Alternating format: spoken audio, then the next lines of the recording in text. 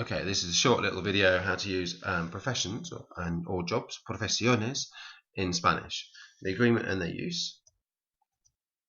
So the first thing to note is that when you're talking about what job you have or what job somebody has, you don't need to put a as in English, so uno, una gets dropped. So for example, soy profesor, literally, I am teacher.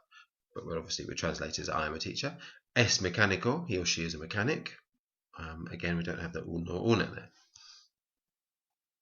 Agreement, if the profession ends in ista, there's no change to the masculine or feminine. I know a on the end generally tells you that it's feminine, but we don't need to change it. We do need to put an s on the end if we talk about lots of people that have got the same job, but otherwise we leave it ista for masculine and feminine.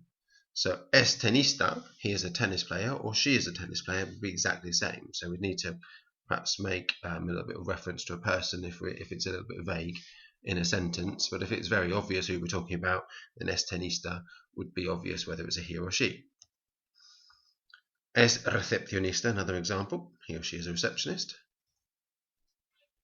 If the profession ends in or, then we add a for the feminine and we just leave it for the masculine, and then we put as if it's plural, or es if it's plural masculine. So as plural feminine, es plural masculine.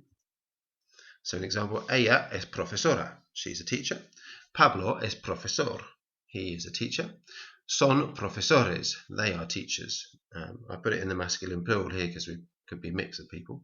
But if it was they are teachers female, it would be son profesoras. And as we do with other adjectives as well, if it's an O on the end, we just change the O to A for feminine, add S to both of those for the plural. So for example, Helena es cocinera, Pablo es cocinero, Elena is a cook, Pablo is a cook. Generally, if it ends in E, then there are no changes for masculine or feminine, except we add S for the plurals. But there are a few exceptions that we need to learn. For example, actor, actriz, actor masculine, actriz feminine, actor, office. Dependiente, dependienta, shop assistant. So dependiente for the masculine, dependienta for the feminine. Okay, so I hope you've got that. Mind back if you need to refresh your memory.